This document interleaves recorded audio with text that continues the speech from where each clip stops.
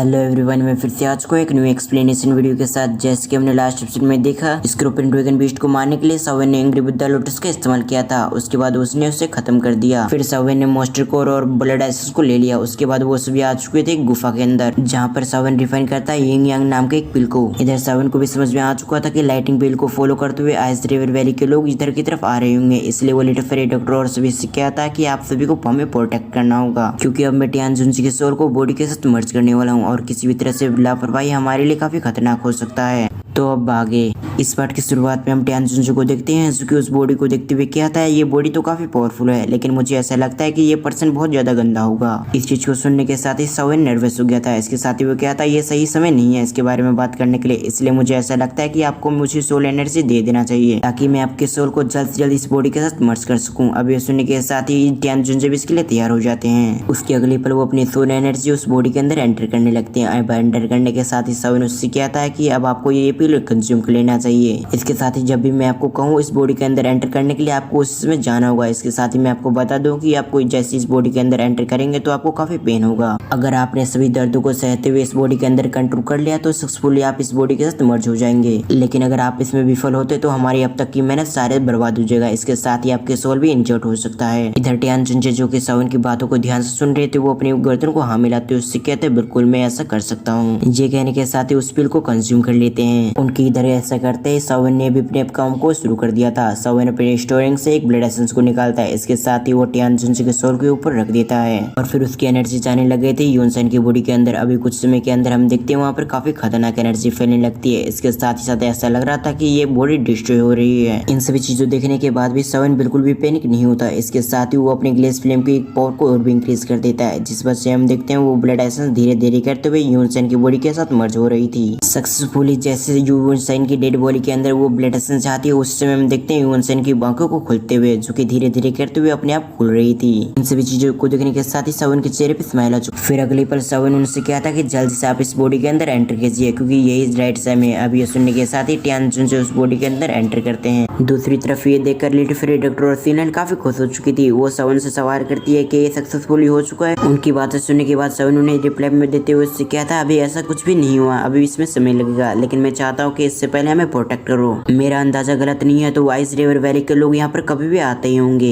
ये सुनने के साथ ही वो तीनों यहाँ से चले जाते हैं। अब इनसे 100 किलोमीटर दूर हम कुछ लोगों को देखते हैं जो कि वहाँ पर अपेयर हो रहे थे। ये और कोई नहीं बल्कि आइस रिवर वैली के लोग थे। तभी एल्डर सिंह हंसते हुए कहते हैं फाइनली हम उस जगह पे पहुंच चुके हैं जहाँ पर वो सभी लोग रुके हुए हैं, तो तुम उस लड़के को खत्म करने के लिए तैयार हो जाओ, क्योंकि हमें किसी भी तरह से इन सभी को खत्म करके उस लड़की को अपने साथ ले जाना है। ये कहने के साथ ही उन सभी की बॉडी अगले पल डिसअपीयर हो चुकी थी। सीन शिफ्ट की तरफ लिटिल फेरी डॉक्टर और सीलन को देखते हैं, जहाँ पर इंतजार करते हुए उन्हें कुछ दिन हो चुके थे। एक साइड लिटिल फेरी डॉक्टर और दूसरी तरफ सीलन बैठे हुए थे। इसके साथ ही हम देखते हैं सीलन काफी बोरिंग फील कर रही थी। इसके साथ ही वो अपने मन में कहती है मैं काफी दिनों से किसी भी तरह से हलचल को महसूस नहीं कर पा रही हूँ। मुझे समझ में नहीं आ रहा कि टियान जुनजी की बॉडी रिफाइनिंग कहाँ तक पहुंची। लगता है मुझे इसके बारे में लिटिल फेरी डॉक्टर से मुझसे बात करना चाहिए। ये कहने के साथ ही वो लिटिल फेरी डॉक्टर से कुछ कहने वाली थी। उस समय हम लिटिल फेरी डॉक्टर को देखते हैं, जिसने अचानक से अपनी आंखें को खोल लिया था। इधर लिटिल फेरी डॉक्टर की इस हरकत से सीलन थोड़ी सी डर गई थी, इसलिए वो लिटिल फेरी डॉक्टर से कहती आखिर तुम्हें क्या हुआ, अचानक से तुम ऐसे व्यवहार क्यों कर रही हो।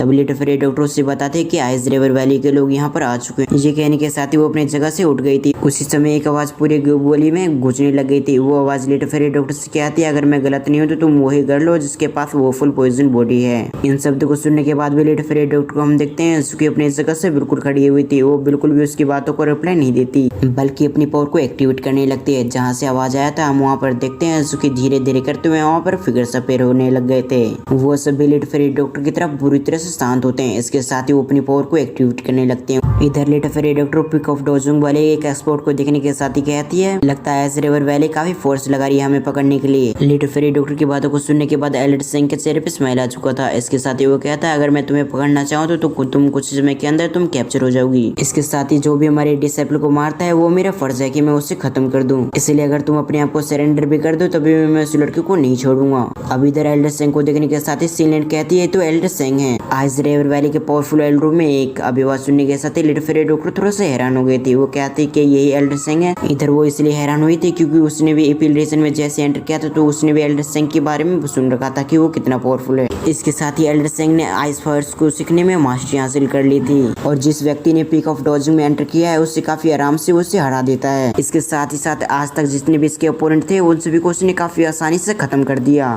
एल्डर सिंह अपनी हिस्ट्री को मूव करते हुए कहता है, जहाँ तक मुझे पता है कि तुम्हारे साथ 2 और साथी है, इसके साथ ही तुम जल्दी से उसे बुला लो क्योंकि मैंने सुना है कि वो भी पावरफुल है। क्योंकि इस चीज को मैं अपने हेड से कैसे एक्सप्लेन करूंगा, इसलिए तुम जल्दी से बुला लो उन दोनों को ताकि मैं तुम सभी को एक साथ ही खत्म कर सकूं। कहीं ऐसा तो नहीं जब तुम लोग स्कॉर्पियन ड्रैगन बीस्ट से लड़ रहे हो तब तो वो दोनों घायल हो गए हों और अभी के समय वो अपने आप को रिकवर कर रहे हों। अगर ऐसी बात है तो मैं सोच रहा था कि मैं तुमसे बैटल करूं, लेकिन ऐसा लगता है कि मैं काफी आसानी से तुम सभी को खत्म कर दूंगा। इधर लिटिल फेरी डॉक्टर उसकी बातों को सुनने के साथ ही हैरान हो गई। वो अपने मन में कहती है, मैंने एक्सपेक्ट नहीं किया था कि इतनी जल्दी इससे पता चल जाएगा कि हमने स्कॉर्पियन ड्रैगन बीस्ट से लड़ा था, लेकिन फिर भी उसके ये नहीं पता कि वो अभी भी बॉडी रिफाइन कर रहा है। इसलिए जब तक टियान जुंजे उस बॉडी के साथ मर्ज ना हो जाए तब तक मुझे इसको भटका के रखना है ताकि उन दोनों की नजर इस पे ना जाए। ये सब सोचने के साथ ही वो सीनियन की तरफ देखते हुए उससे कहती, तुम अंदर चले जाओ क्योंकि यहाँ पर कई सारे लोग हैं। इन वर्ड को सुनने के साथ ही सीनियन थोड़ी सी हेजिटेट करने के साथ ही उसके अंदर चली जाती है। तभी एक एल्डर कहता है कि हम सभी इस पे अटैक करें। अब ये सुनने के साथ ही एल्डर सिंह कहने लगे थे कि इनमें से कोई भी तुम में से कोई भी इस पे अटैक नहीं करेगा क्योंकि ये वो फुल पोजिशन बॉडी पहले नहीं है जिससे मैं लड़ा हूँ। मुझे नहीं पता आज से कितने साल पहले मैं उस फुल पोजिशन बॉडी से लड़ा हूँ, लेकिन फिर भी मैं इस लड़की से लड़ना चाहता हूँ। मैं भी देखना चाहता हूँ आखिर इसकी स्ट्रेंथ कहाँ तक पहुँची। इन वर्ड को सुनने के साथ ही वो सभी नोट कर देते हैं क्योंकि उन्हें अच्छी तरह से पता था कि वो फुल पोजिशन बॉडी ने उसे हरा दिया था। फिर अगली पर एल्डर सिंह कहते हैं, पूरे केस को घेर लो ताकि यहाँ से कोई भी जिंदा ना बच पाए। अब ये सुनने के साथ ही वो सभी तैयार हो जाती हैं और अगली पर वो अपनी जगह से डिसिपेयर हो चुके थे। लिटिल फेरी डॉक्टर केप की तरफ देखते हुए अपने मन में कहते हैं, मुझे उम्मीद है कि मैं उतने टाइम ढीले कर पाऊंगी कि जितने में तुम लोग अपनी काम को कंप्लीट कर पाओगे। ये सोचने के साथ ही वो अगले पर एल्डर सिंह के सामने आ चुकी थी लड़ने के लिए और उसके बाजू में अर्थमैन पपेट भी होता है। वो काफी स्पीड से एल्डर सिंह की तरफ जाने लगता है ताकि उसे मजा चखा सके। अर्थ डिमन पपेट को रिएक्ट करता देख लिटिल फेरी डॉक्टर ने भी अपनी पोजीशन से एनर्जी से वहाँ पर 2 स्नेक बना लिया। उन दोनों को शुरुआत से अपनी पावरफुल मूव को इस्तेमाल करता देख इधर एल्डर सिंह के चेहरे पे स्माइल आ चुकी थी। वो कहता, जितनी भी पावर हो तुम दोनों लगा लो, मैं भी देखना चाहता हूँ आखिर तुम दोनों मुझे कितने अच्छे से टक्कर दे पाते हो। तो अर्थ डिमन पपेट को देखते हैं जो कि काफी तेज से मूव करते हुए एल्डर सिंह पे अटैक करने के लिए जा चुका था, लेकिन एल्डर सिंह को इस बात से बिल्कुल भी फर्क नहीं पड़ रहा था। वो अपने हल्के से हाथ को मूव करते हैं। उस समय हम देखते हैं अर्थ डिमन पपेट जो कि पीछे जा रहा था। अब अर्थ डिमन पपेट को पीछे धकेलने के बाद अब बारी आ चुकी थी लिटिल फेरी डॉक्टर की।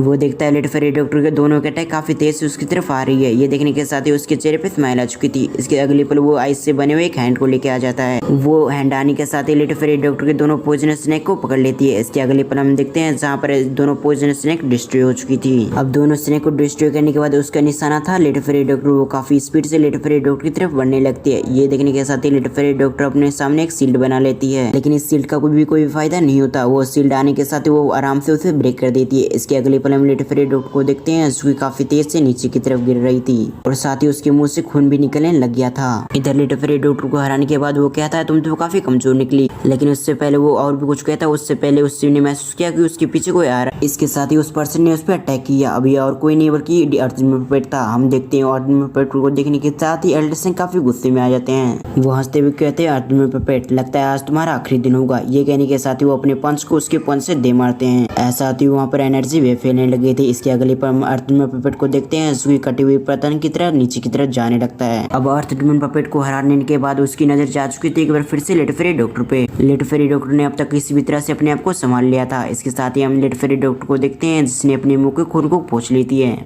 लिटिल फेरी डॉक्टर की ऐसी कंडीशन को देखने के बाद एल्डर सिंह कहने लग गया था कि तुम्हारी कंडीशन तो काफी खराब हो चुकी है। मैंने तुमसे भी पहले एक शख्स से लड़ा था जिसके पास भी वो फुल पॉइजन बॉडी थी। वो स्ट्रेंथ के मामले में तुमसे कई गुना आगे थी। अब समय आ चुका है कि मैं इस फाइट को एंड कर दूं। अगर तुम अभी चाहो तो तुम आइस रिवर वैली में वापस लौट सकती हो। एल्डर सिंह की ऐसी बातें सुनने के साथ ही लिटिल फेरी डॉक्टर काफी गुस्से में आ चुकी थी। इससे पहले लिटिल फेरी डॉक्टर लड़ने के लिए तैयार होती उससे पहले वहाँ पर एक आवाज गूंजती है जो कि उनसे कहती है, यहाँ पर किसी को भी यहाँ से जाने की जरूरत नहीं है क्योंकि अब असली बैटल तो अब शुरू होगी। अब ये शख्स कौन होने वाला है ये आप मुझे कमेंट करके बताना, क्योंकि इसी सीन के साथ हमारा ये पार्ट यहाँ पर एंड होता है।